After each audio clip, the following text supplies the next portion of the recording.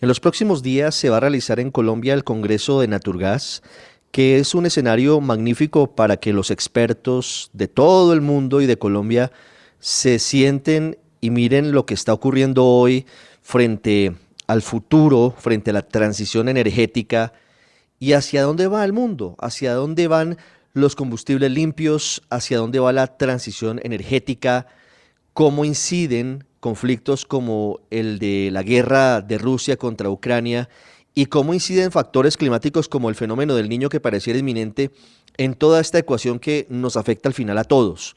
Porque al final todos, digo en Colombia, pero también en el mundo, necesitamos obviamente la energía. La necesitamos para nuestras casas, la necesitamos para nuestros carros, la necesitamos para nuestros trabajos y por eso es tan importante esta discusión que cada día toma más auge en el mundo y por eso hoy hemos querido invitar a uno de los principales llamados a la mesa del Congreso de Naturgas, que es un hombre que conoce muy bien este sector, ha sido embajador de Estados Unidos en México, en Ucrania, y hoy es el hombre que lidera la integración de geopolítica, energía y mercados para Standard Poor's Global Commodity Insights. Carlos Pascual está con nosotros hoy en Blue Radio. Hola Carlos, bienvenido. Gracias por estar con nosotros. Ricardo, un placer, encantado de estar aquí. Primero quisiera preguntarle cómo ve hoy lo que está ocurriendo en el mundo en torno a la transición energética. Usted es un hombre que conoce el sector, que ha visto lo que está pasando con diferentes aristas. ¿Cómo ve hoy el desafío al que se enfrenta todo el planeta? Desafío es la palabra correcta de usar, Ricardo. Realmente es un desafío, pero es más que energético. Y bueno que pusiste el tema en el contexto geopolítico, porque lo que vemos hoy es la parte política de seguridad. Las instituciones que tenemos no tuvieron la capacidad ni prevenir ni parar una guerra como la que tenemos en Ucrania. Hemos visto con la pandemia, cuando necesitábamos la cooperación global, que las reglas de la OMC no nos dejaban llegar a un punto donde podíamos tener cooperación. Y vemos el día de hoy que las cadenas de valor no funcionan de la manera que deberían funcionar, causando una crisis de confianza en las redes de comercio. Y cuando llegamos al sector energético, se había tomado en el COP26 la decisión que deberíamos lanzarnos para un mundo en el cero de emisiones.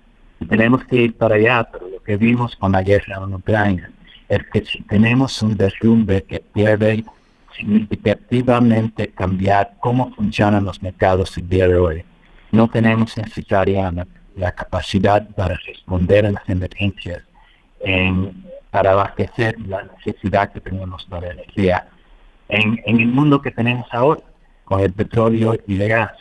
Entonces, tenemos muchísimos desafíos, porque sabemos que, de un lado, tenemos que manejar esta transición.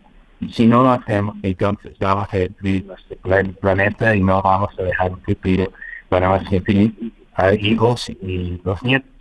Pero del otro lado, sabemos que eso va a tomar tiempo. Y mientras que estamos haciendo este nuevo mundo energético, tenemos que al mismo tiempo descarbonizar el mundo que tenemos el día de hoy. No es fácil, requiere mucha inversión, requiere un compromiso del sector público y requiere apalancar en múltiples de 20 a 25 veces inversión privada. Y todo eso lo tenemos que tratar de hacer al mismo tiempo. Sí, Carlos, es una ecuación difícil de resolver. Son muchas variables al tiempo jugando. ¿Cuánto tiempo debería tomar esa transición o esa llegada a ese nuevo mundo? A esa llegada al mundo descarbonizado, esa llegada al mundo de la transición plena en materia energética. Ricardo, lo que tenemos que recordar es que hemos puesto ciertos metas para el año 2050 para llegar a metas de emisiones. El día de hoy, la Agencia Internacional de Energía ha concluido que todavía no tenemos las tecnologías que son necesarias por 50% de las emisiones que se tienen que reducir para llegar ahí. Entonces, lo que estamos haciendo es empezando a echarnos para adelante y al mismo tiempo navegar esa incertidumbre enfrente de nosotros. Y por eso es lo que estoy diciendo, que tenemos que buscar dos maneras de poder funcionar. Con el mundo que tenemos de petróleo y de gas, tenemos que entender cómo descarbonizarlo.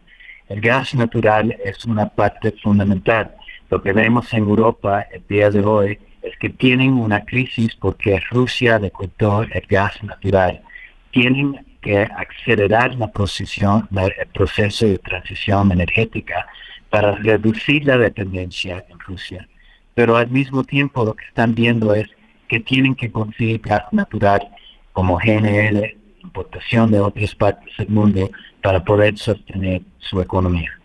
Entonces, lo que tenemos que ver es cuáles son los combustibles que mejor podemos utilizar dentro del ecosistema de energía que tenemos, cómo usarlo en la manera más efectiva para apoyar el crecimiento económico y reducir emisiones. El gas natural va a ser una parte muy significativa, particularmente para mantener empleos, para la industria, para el uso residencial. Y los países pobres tienen una significancia muy importante, particularmente para las mujeres, si se puede extender ese gas natural para las áreas rurales. Porque aquí la diferencia es el uso de gas o GPL de un lado o utilizar leña o carbón. Y si esa es la diferencia, lo que sí sabemos es más limpio, más seguro y mejor para seguir si podemos tener ese acceso a gas natural. Eso es un ejemplo del tipo de desafío que tenemos y es algo que tenemos que manejar ahora al mismo tiempo que entramos en esta transición que sí va a tomar décadas, pero lo tenemos que avanzar al mismo tiempo. ¿Cuál es el riesgo que se corre, Carlos, si esa transición energética se hace demasiado rápido? O si se ponen metas de muy corto plazo para cortar, por ejemplo, el uso de petróleo o el uso del gas. ¿Cuáles son los riesgos para los países que emprendan esa senda? Yo creo, Ricardo, que lo que tenemos que reconocer que el enemigo aquí no es el petróleo, no es el gas. El enemigo son las emisiones. Y lo que tenemos que hacer es crear metas sobre las emisiones y la reducción de la intensidad del uso de dióxido de carbono en la producción económica. Entonces, tenemos que entender cuando tenemos que utilizar el gas natural o el petróleo, si nos enfocamos en reducir eso sin reconocer cómo se va a abastecer el mercado que necesita y tiene que tener acceso a esos combustibles para poder seguir funcionando, entonces aquí vamos a tener un problema serio. Porque si tenemos demanda que no cambia, si no tenemos la oferta, si tenemos ese imbalance, sabemos lo que va a pasar. Los precios van a subir, el público lo va a poner, y si el público lo pone, la transición va a ser todavía más difícil. Entonces, la pregunta que tenemos que hacer es, dentro de la capacidad que tenemos en la economía que tenemos ahora, cómo abastecer ese mercado y cómo descarbonizar lo máximo posible el uso de esos combustibles. En petróleo, cómo usamos la información digital y la inteligencia artificial para entender y reconocer en dónde hay los jugos de metano, por ejemplo, para poder capturarlo y utilizar ese metano como gas, no dejar que se pueda escapar.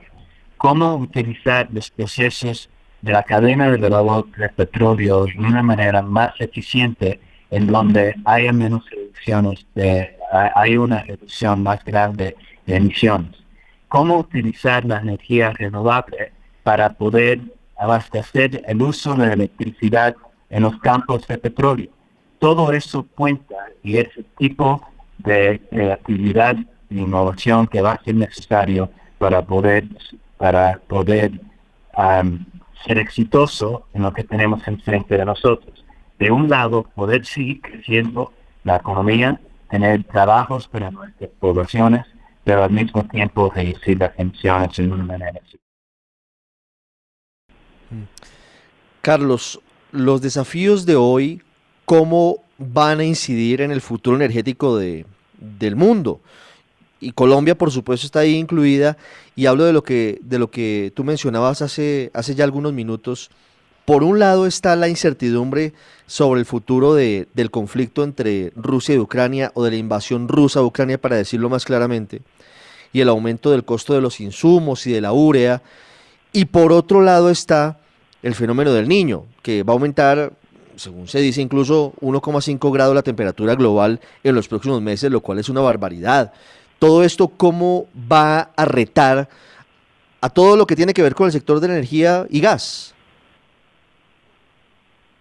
Sí.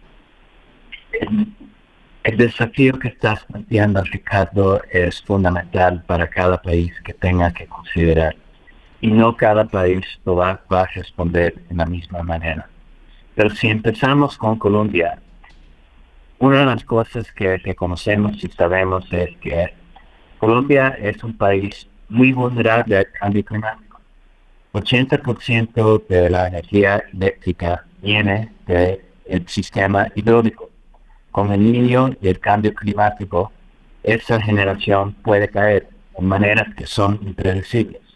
Entonces, la resiliencia es absolutamente importante.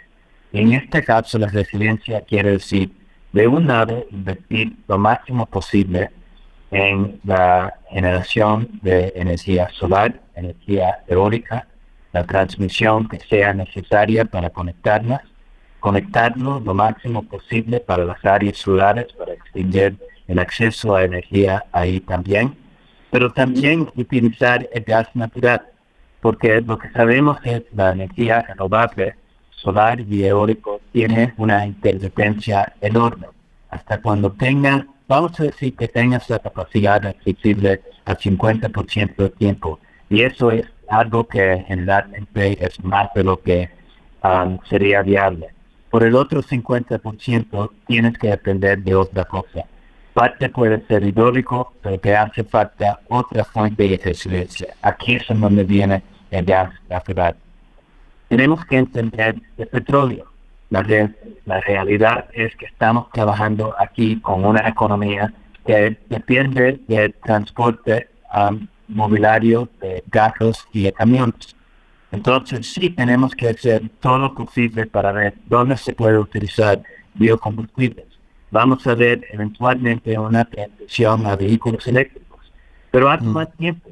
Los biocombustibles aquí pueden ser una solución en donde pueden facilitar un mecanismo para transporte con menos emisiones, utilizando la infraestructura que tenemos el día de hoy. Eso va a ser importante para Colombia, pero le dejo este punto para contraste. El país que el día de hoy invierte más en energía renovable que cualquier otro es China. Tiene control de 80% de los paneles solares, 80% de las baterías, el productor más grande de vehículos eléctricos. Pero al mismo tiempo, el año pasado, China invirtió en 160 gigavatios en la producción de electricidad con carbón. 8 veces de la producción de Colombia. Que te quiere decir que no todos los países tienen una política que es necesariamente consistente. Lo que está diciendo China es, sí, quieres reducir la dependencia de la importación de gas y de petróleo, pero al mismo tiempo no va a sacrificar de ninguna manera su crecimiento económico y su resiliencia. Eso es algo que tenemos todo que trabajar con China. Es importante que Estados Unidos haga pasar una legislación que da la capacidad para reducir las emisiones 40% para el año 2030. Es importante que los países en desarrollo estén presionando para este cambio, pero tenemos que reconocer que cada país va a tomar decisiones que son consistentes con sus intereses sobre tiempo, pero también tenemos que presionar a los que no han tomado esas decisiones, que sí se tiene que actuar, porque exactamente como dice al principio, estamos trabajando en el mismo mundo, viviendo en el mismo mundo, y esto no es un problema por país, es un problema global, y todos tenemos que contribuir a esa solución que nos va a sostener para el futuro. Vamos a hablar muchas veces, seguramente en el futuro, Carlos, sobre esta problemática, sobre este desafío gigante que tenemos todos, sobre lo que significa la transición energética, sobre la manera en la que el cambio climático empieza a tener un papel mucho más protagónico en la necesidad de que se tomen medidas, pero teniendo en cuenta lo que usted dice, y es justamente esa transición ordenada, el hablar con todos los países, llevar a todos los países a la misma tónica y además de eso, tener en cuenta el gas como un elemento importante dentro de esa transición energética. Ha sido un gusto tenerlo aquí en Blue Radio y estaremos atentos a su intervención en el Congreso de Naturgas. Carlos, ha sido usted muy amable. Ricardo, un placer, muchísimas gracias.